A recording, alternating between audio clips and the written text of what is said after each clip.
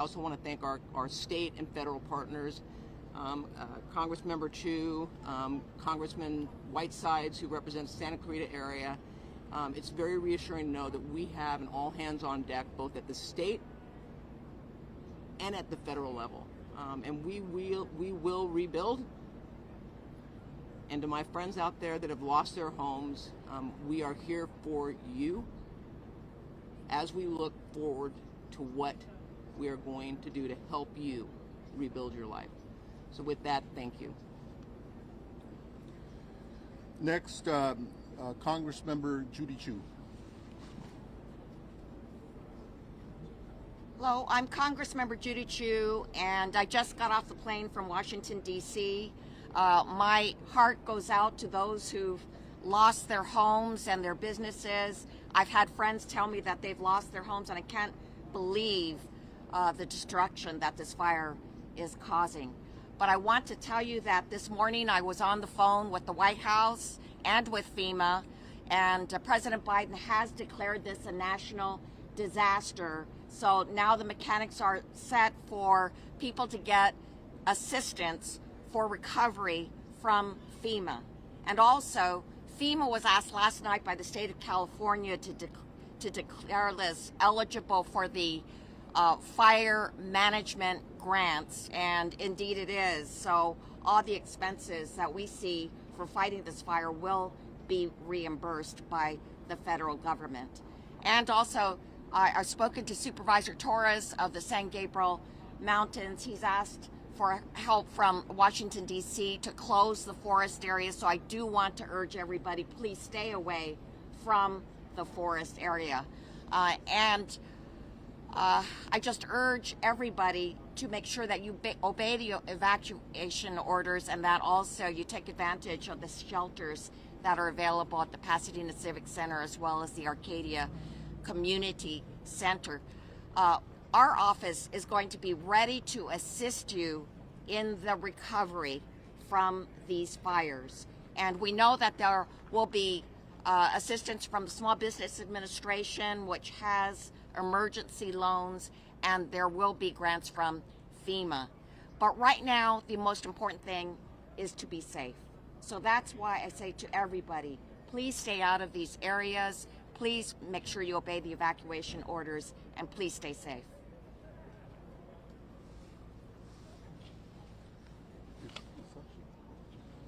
Next, State Senator Sasha Renee Perez.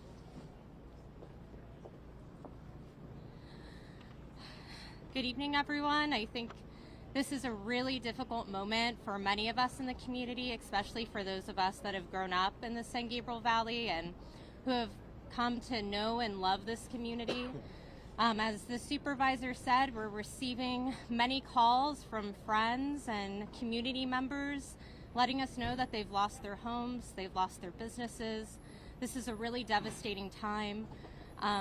We just toured the site and there are still fires burning, and I want to emphasize to people, if you are told to evacuate, please evacuate. Please take these warnings seriously. I have family members that have evacuated, they have left their homes. I understand how difficult of a decision this is, but this is about safety, and safety first. We want to make sure that you all are taken care of, that you're taking care of your families. This is what is most important right now. It is incredibly dangerous for individuals to be up there during the time when there's fires like this. This is a very, very dangerous time, so please evacuate, get somewhere safe, make sure that your family is safe. Also, if you receive an evacuation warning, please make sure, if you have elderly neighbors, pick up the phone and let them know. We've seen a lot of senior citizens just here at the senior center that have been evacuated, and someone taking a moment to knock on the door and make sure that they were informed so that they're getting out of their home is so critical and makes such a difference. We know right now that there's a lot of folks that are struggling to have cell service when they're up in the foothills right now. We know power lines are down. and these fires are continuing to rage on. So, the state's doing everything that it can right now to make sure that we're allocating resources. We're moving firefighters from Northern California, from Central California to come here to fight this fire. There's firefighters coming from out of state. And so resources are coming. We're going to get this thing contained, but it is going to take time. And so make sure that you're staying away, letting our public safety officers do what they need to do so that we can get this contained. Thank you. Next, Assemblymember John Harabedian. Thank you, Mayor Gordo. For anyone who is a believer of any faith, please, we need your prayers. We need your thoughts of healing and anything that you can do to help our community. Many of our neighbors, our loved ones, and members throughout our community lost their lives today. And we are with you. We see you, we feel you, and we are going to help you get through this. As part of the state of California, along with our governor, our federal and local officials, our main mission now is to keep people safe, minimize any further devastation, and for those of you who lost your homes, who lost your property, who lost your loved ones, we are going to help you rebuild. We're going to do everything we can to fight for you every day, now, this week, over the next couple months and years, to make sure you get your life back. And that is my promise. That is the promise of everyone behind us. But please, stay diligent. Heed the warnings of our public safety officers, and please stay out of harm's way. Thank you to our men and women on the front lines, our first responders. We are not out of this. It is all hands on deck, and it's going to be a long couple nights still. So thank you to everyone who's helping these efforts, and please pray for us. Next, Superintendent of the Pasadena Unified School District, Dr. Blanco. Good evening, and I want to echo the sentiments that our heart goes out to all of our families, our staff, our employees who have suffered losses during this devastating event. Behind me, you see the power of us, the city, the mayor, the city manager, our leader from the PCC, all came around the school district to help us provide for our families and our students. I saw many of my families here today who have lost their homes along with their staff. Thank you for being here with them, and thank you for supporting them. Our schools are going to remain closed for the rest of the week. We are continuing to assess the damages at our school. Our maintenance and operation team, along with our police department, the sheriffs, and our fire department have been assessing our buildings. Our preliminary assessment results show that the fire has substantially damaged 5 campuses. While most of them are in good condition, we have confirmed these 5 campuses in Altadena. Elliott's Arts Magnet School is damaged. Franklin Elementary, which was closed in 2020, has damage of about 80%. 3 campuses that house other schools have sustained damages: Edison, Loma Alta, and Noyes. Please note this information is preliminary. The fire is not contained, and some of our schools still remain in the path of the fire. We're working together with our city partners to do everything we can to preserve our schools. Our next steps are recovery. We're planning for recovery as we respond to the emergency, as we know our families are dependent on us.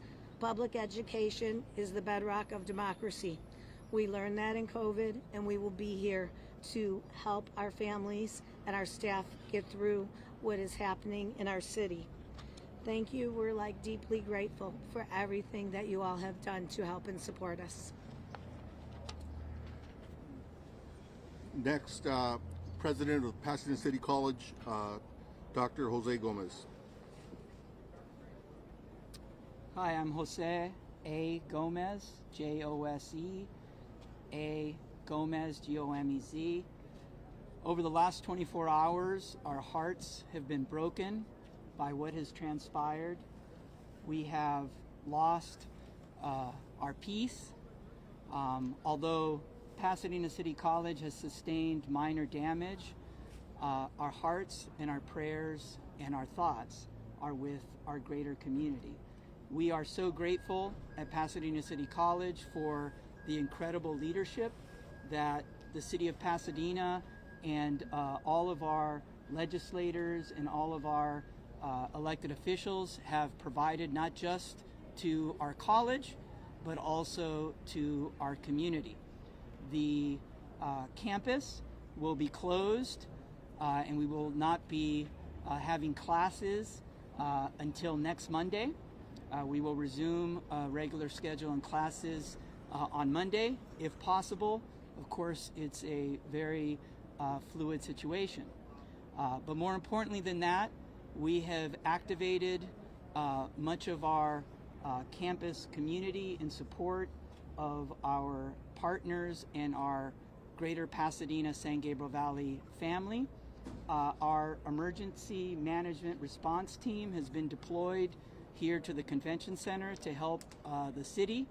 We have our nursing staff who will be arriving soon to help our City Department of Public Health, and in partnership with our superintendent of Pasadena Unified School District, Dr. Elizabeth Blanco, we are also serving meals to our PUSD families at Pasadena City College. We are here to help in any way possible, and we of course appreciate all of your support and all of your help. Pasadena and the San Gabriel Valley has been an amazing partner to PCC, and we are here to be an important and critical partner to the communities that we serve. Thank you. Next, from the Humane Society, Dia DeVernit. I'm Dia DeVernit, President and CEO of Pasadena Humane. We're a nonprofit animal welfare organization and shelter serving Pasadena and 10 surrounding areas, including Altadena, which has been very hard hit by this fire. And our hearts really go out to all the people who have lost their homes and their pets in this disaster. We recently just heard from one of our board members who lost her home with her 2 cats in it. I'm sure we're going to be hearing more stories like this in the coming hours and days, but our primary focus has been over the past 24 hours to assist people who have been safely evacuating with their pets and need a place for their pets to go. So we've taken in over 250 pets in the past 24 hours, and we have been working today to coordinate with shelters throughout the state to help take the animals that are in our shelter to make room for more animals who are coming in. I want to really thank everyone who has offered assistance, including the shelters around the state and people who we see in our community who are rescuing neighbors' pets and bringing them to us. It really has been heartwarming to see even our staff members who have been evacuated and are losing their homes coming to the shelter to shelter with their pets and take care of other people's pets. It's going to take a real community effort to recover from this. We've had lots of inquiries from people wanting to help. We're taking names of those who would be interested in fostering animals as we get more animals in. Right now, our primary need is monetary donations so that we can provide emergency services to pets that have been impacted by the fires. We are also providing food and other pet supplies if anyone is in need. And we really encourage you, if you are evacuating, please make sure your pet has identification. Take pet supplies with you. And if possible, please try to stay with family or friends who can accommodate you and your pet, as the shelters are really becoming quite stressed in this situation. I want to give a few concrete resources because they have been rapidly evolving.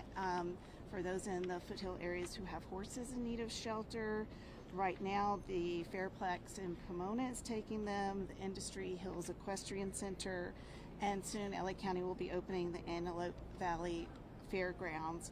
We've heard that the LA Equestrian Center, where horses have been kept, is currently being evacuated. We have recently started to see the first injured animals coming in. We've had a cat and some wildlife coming in. If you do find injured wildlife, we'd like you to call our wildlife helpline at 626-344-1129. We're very thankful to our skilled veterinarians who are providing care to these animals, and we'll continue to provide care around the clock to animals in need in our community. Thank you.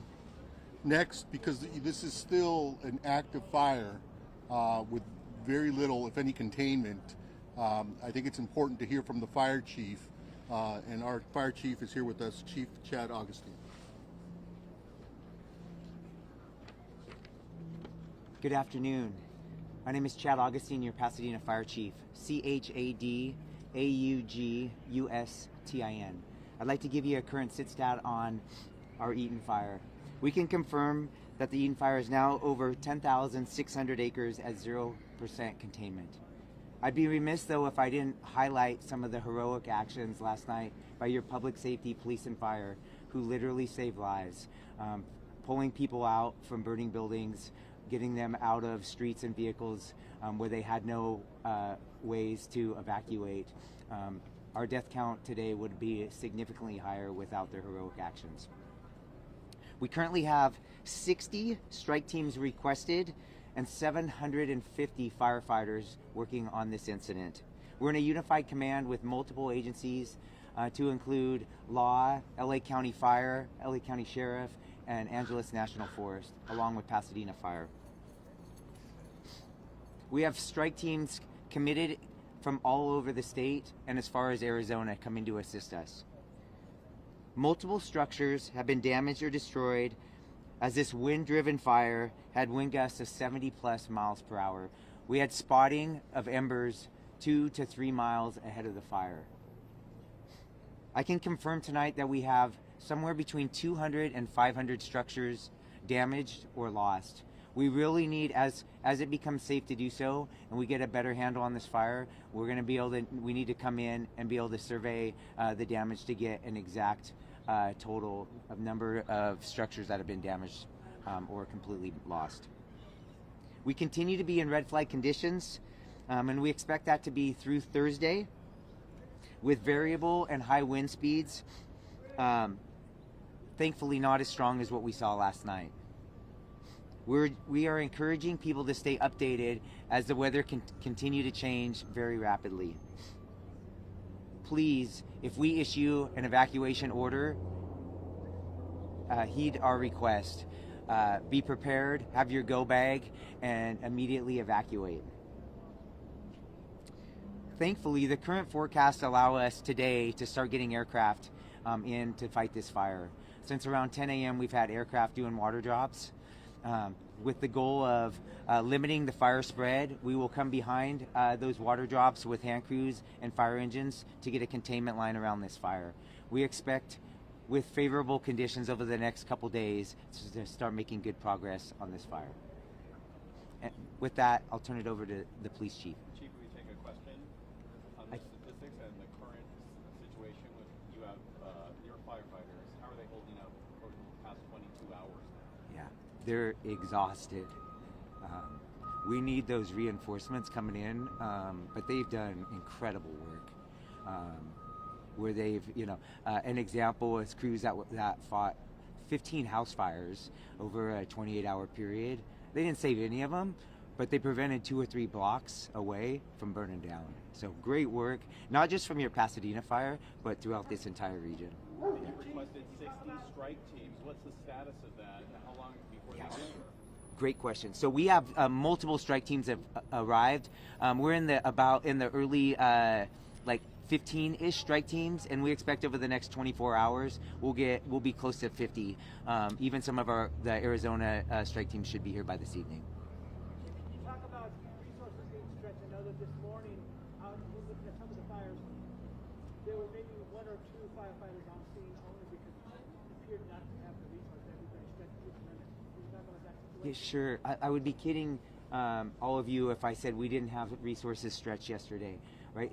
It's a rarity that you have two major brush fires in LA County, like we did yesterday with the Eden Fire and the Palisades, let alone the multiple other fires that we saw. So we had an extreme drawdown from with LA County Fire, and they are our biggest partner. Even with their drawdown, they sent us a lot of resources last night, which was really helpful. It's unfortunate with the wind gusts that we had, up to 70-mile-an-hour winds, they had to ground their aircraft last night. But we really relied on all of LA County to bring us resources, and then with the mutual aid requests from up and down the state. Did that answer your question? Thank you. Chief, one more. I wanted to ask about, we were inside the fire zone and multiple residents had talked about a lack of water pressure or a lack of water at all when trying to fight fires. There's a similar situation in the Palisades when they said it was due to the amount of water usage at one time. Is this what you were seeing? What was the situation there? We saw it firsthand as well. Why was this the case, and is this going to be a problem for the future? Yeah, when you have multiple fires, multiple city blocks on fire, with, I'll throw a number out, 100 fire engines flowing water, we are gonna stretch our water system. On top of that, we had a loss of power temporarily, which impacted our water system. But I'll be clear, we could have had much more water. With those wind gusts, we were not stopping that fire last night. Those erratic wind gusts were throwing embers for multiple miles ahead of the fire, and that's really what caused the rapid spread of this fire. Sir, where specific the fire start?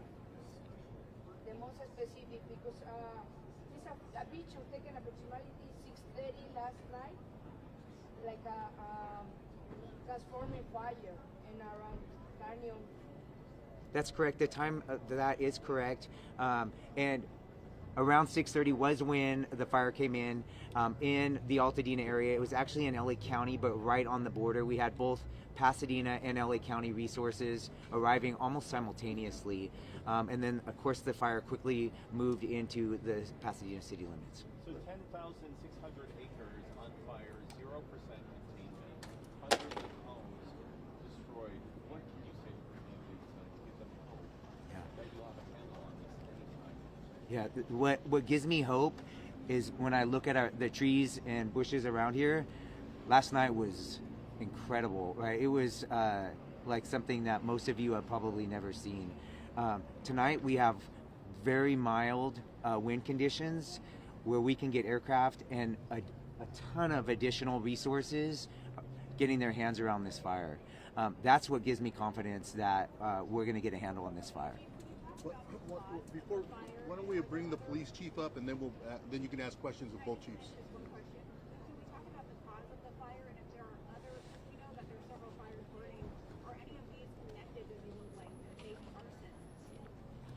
The cause, you're going to love my generic answer, but the cause is under investigation, right? We have multiple fire investigators as well as fire and arson investigators from LA County and local resources investigating that. And we need to let them do their good work so that we can come up with an accurate cause and origin. We'll ask the chief to stay here for more questions, but in the meantime, because this also involves a public safety situation and neighborhoods that have been evacuated and homes, the message I want to reiterate is don't even think about it. Don't think about coming to loot any of these properties in Pasadena or Altadena, because the Pasadena Police Department, as well as the LA County Sheriff and resources from the state of California, will be out there patrolling and protecting these neighborhoods. With that, I'll turn it over to our police chief, Eugene Harris, to provide you more facts and details. My name is Gene Harris. I am the police chief for the city of Pasadena. Gene is Gene. Last name is Harris, Harris. Last night at the beginning of this incident, first responders from the city of Pasadena responded to the area of this event primarily on a safety mission. But when they got there, they rapidly found an escalating fire that was growing rapidly with the wind gusts, and it turned into a rescue evacuation scenario. Those first responders acted heroically by going in and either evacuating or rescuing numerous folks that are now housed in this building behind me. It was nothing short of heroic, and as they got there, it rapidly turned into that type of mission. So we had people from our police department, our fire department, certainly reached out into our Area C partners, local, state, and county folks that came to assist, and it took all night to get folks rescued or evacuated from their homes, and that effort was robust in that end. We also reached out beyond our county into other counties. We had some other agencies roll assets to us that could help us solve this problem, and they are still on scene at our command post as we speak. As you heard said, this is an active scenario from a law enforcement perspective. You've heard all of the fire circumstances and issues. I'm going to talk a little bit about what we in law enforcement are doing in this incident. As I said, it started out as a evacuation and rescue mission. It is now going to transition for law enforcement into a protection and community safety mission. And we will be staunch in protecting the community and protecting the homes of those folks who've had to be evacuated. We will have numerous folks in and around the area, upwards of 150 officers at any one time in and around the city, handling all of our regular patrol efforts, but certainly focusing on making sure that the homes and the property around the burn area is secure. We will be staunch in that effort. If you have, and this is a message to the community, if you have a righteous reason to be there, declare that reason to law enforcement personnel, and we'll assist you. If you don't have a righteous or legal reason to be there, expect to be challenged, and we will deal with you accordingly. The idea here is we want to make sure that we protect the people in this community, we protect the sanctity of these people's homes, and we will do that without fail. As you heard the mayor say, don't come here if that is the mission, if that's what you plan to do. You will run into somebody in one of these uniforms, and we will take care of that situation. So ensure that we are going to be staunch and very stern about the way that we're conducting this protection mission. I want to end it by simply saying the first responders in this city are second to none. Those partners that responded to help us really stood up, and you've got some really good elements that came out here to support this community and make it safe. So we will have ongoing and sustained operations. There will not be any lessening of operational capability for emergency services. We might find that some of the regular services will be out. We've put some information out on that for social media and on the media to make sure that people understand that we may not have the counters open and some of those things for regular services. But all emergency services will be dealt with without any lessening of services or impact. So with that, I'll turn it back over to the mayor. Now we can open it up to questions from any of our speakers that you may have. I can do Spanish now, or we can do one-on-one. Mayor, can we ask the chief about before you go, the looting situation? Was those instances of looting, did that happen here at the Eaton Canyon fire? I mean, what was the situation here that makes you speak so forcefully about any activities that might happen within the fire zone? Well, the forceful nature of my delivery is really designed to impact what our caring is for this community. It's a community caring mission. We haven't had any incidents of looting, and we don't want any. And so the message is, don't come here if that's what you plan to do. You're going to run into one of us, and we're going to be staunch in that effort. So we haven't had anything yet, but we're trying to expect the unexpected and get in front of these types of things.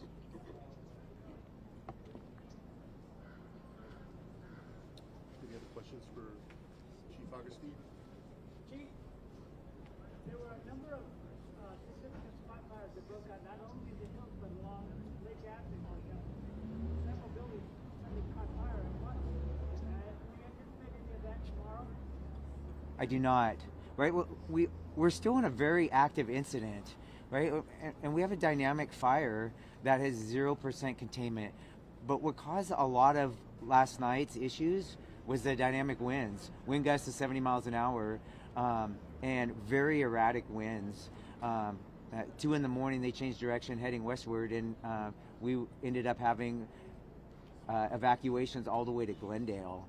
So do I expect a risk of fire spread tomorrow? Yes. Do I expect erratic fire weather like we saw last night? No.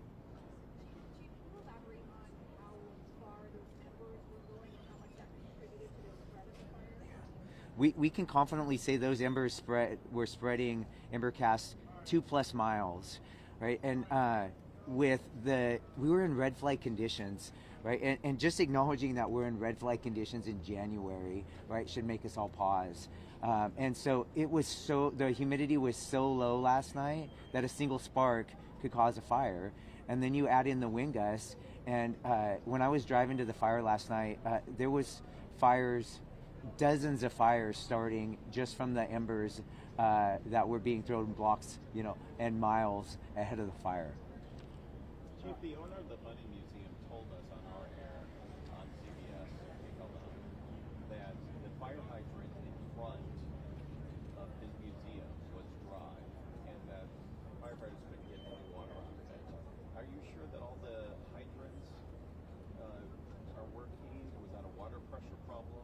What's your thoughts on that? Yeah, I can't comment on that specific instance because I don't know the facts of that, but I can tell you that it's very common in a brush fire in a city when you have that big of a fire with that many resources that we're going to tax our water supply and our water system. Then if you have a loss of power, which may impact the pressure, it's going to make it even worse. So yes, all of that. We're going to struggle on water supply on a very, very large brush fire like we saw last night with multiple structures on fire. Do you feel that you got enough help, enough mutual aid quick enough? Did it arrive fast enough? Yeah. Did it help Sure. sooner? What was great, if there was a positive thing from yesterday, is we were preparing for a wind event for multiple days in advance of what happened last night.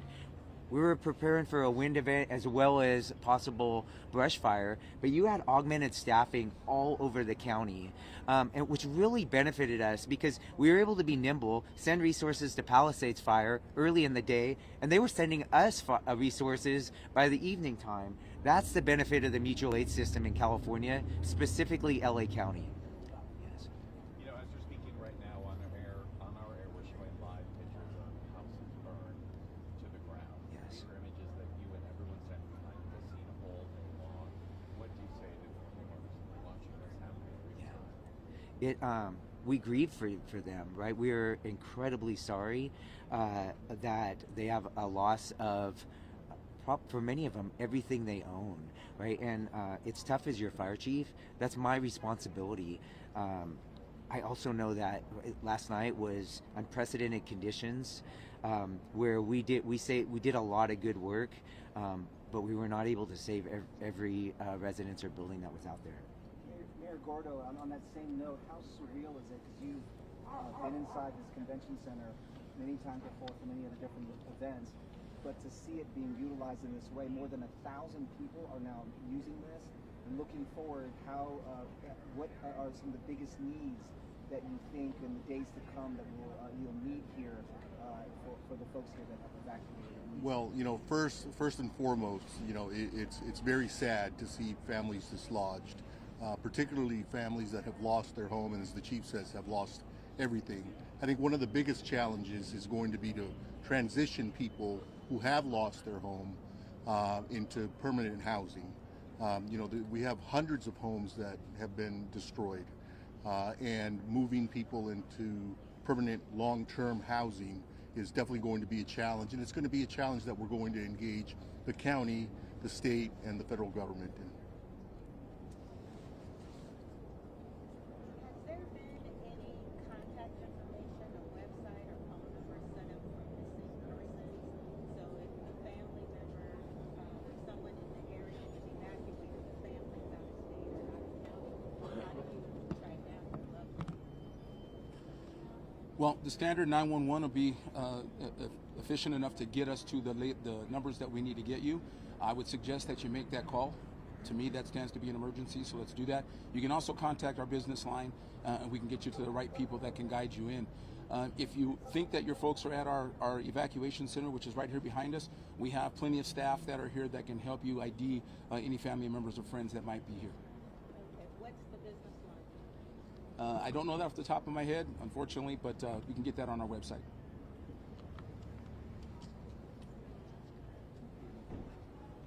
Okay, this again, to all affected residents, know that your city, your county, and other resources are there to help. If you need assistance, please reach out to us.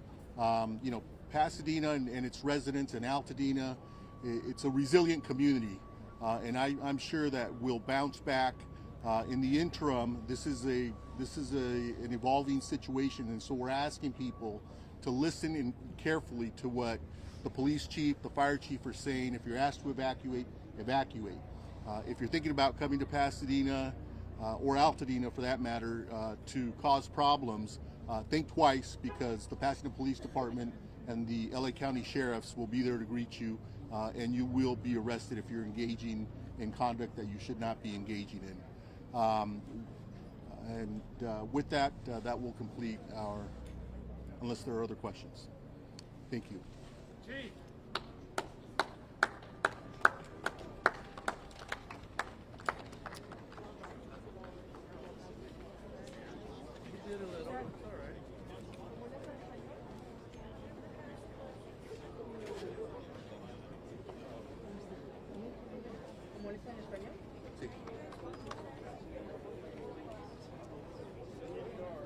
Véngase para acá.